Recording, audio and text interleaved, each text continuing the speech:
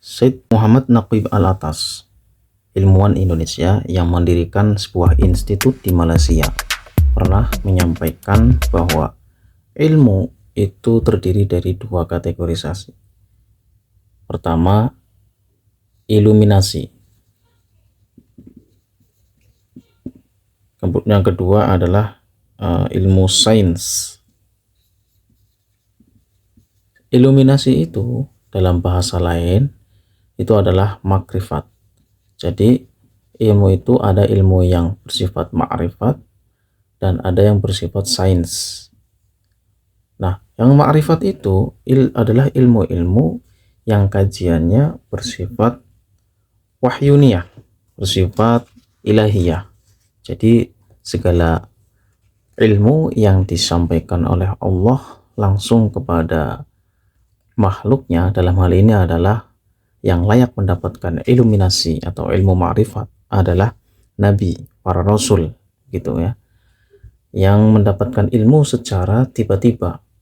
Hal ini karena atas dasar kebersihan hatinya, kesucian hatinya, sehingga ilmu itu langsung masuk ke dalam tubuh para nabi, para rasul. Nah, kita mungkin hanya sebagian persentase saja meniru apa yang dilakukan oleh para nabi, dengan catatan hati kita kalau bisa bersih sebersih sebagaimana nabi, suci sebagaimana para nabi, itu ada unsur-unsur makrifat yang bisa kita dapatkan.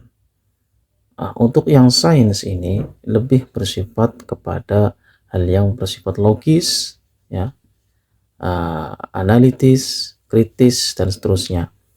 Bisa dicari ilmu tersebut melalui kajian penelitian. Nah, jadi ada wasilah, ada perantara untuk mendapatkan ilmu tersebut.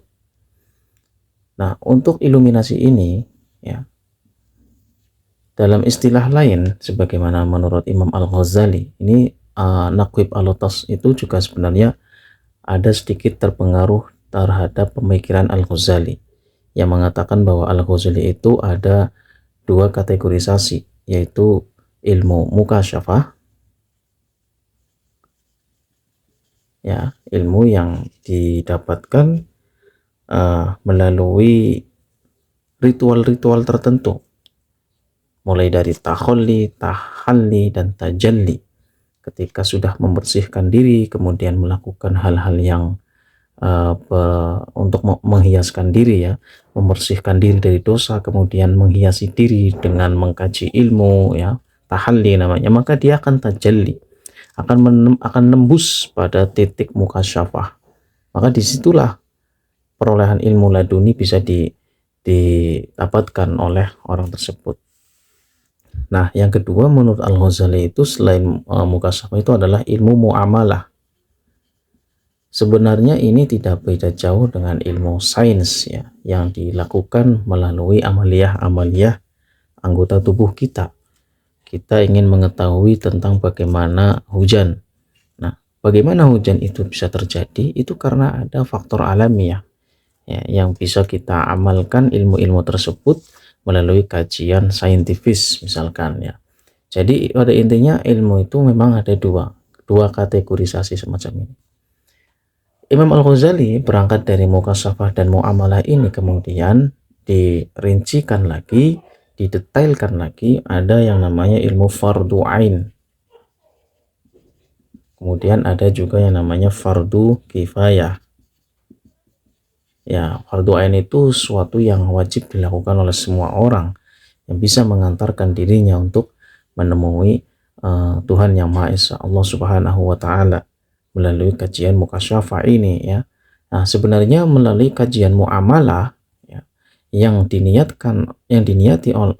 liridhoillah, diniati dengan mencapai mengharapkan ridho Allah, maka ilmu muamalah seperti biologi, fisika, matematika, dan lain sebagainya ya, biologi, fisika, matematika, dan seterusnya, kalau ini ilmu muamalah ini, ilmu muamalah itu ilmu yang bisa digunakan untuk berhubungan dengan manusia, itu bisa diniatkan liridhoillah ya, niat lillahi ta'ala, maka ini bisa saja nembus kepada Allah Subhanahu wa taala.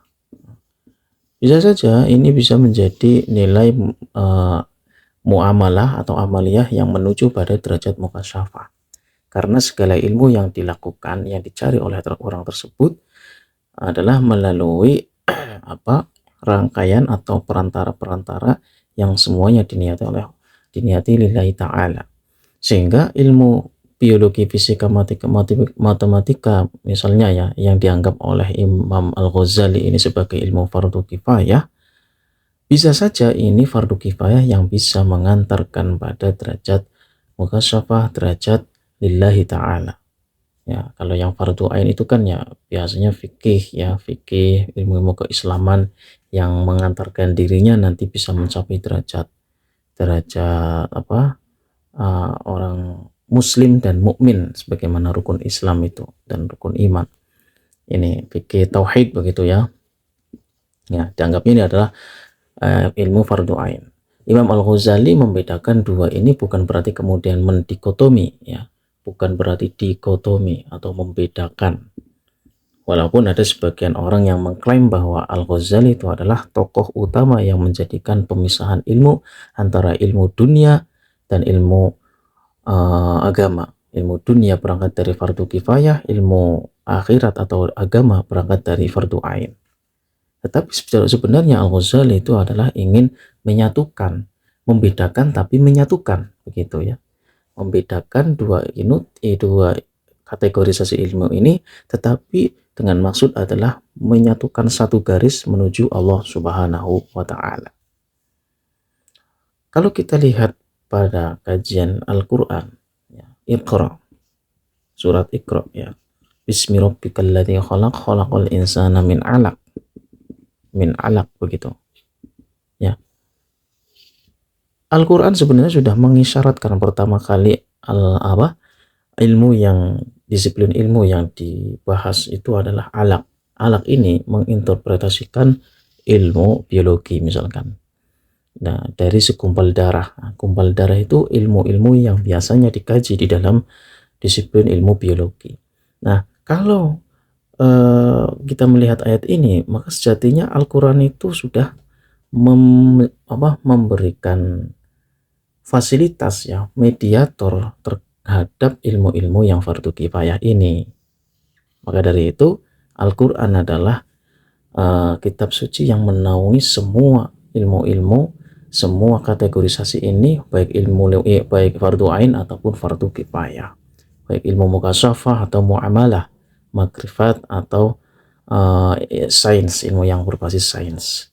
Asalkan ketika kita mengkaji tentang ilmu biologi, menguraikan tentang maksud alaq di sini dengan catatan dengan menyebut nama Allah, Iqra bismi rabbik, maka di sini adalah ismi rabbik ya, dengan menyebut nama Tuhan.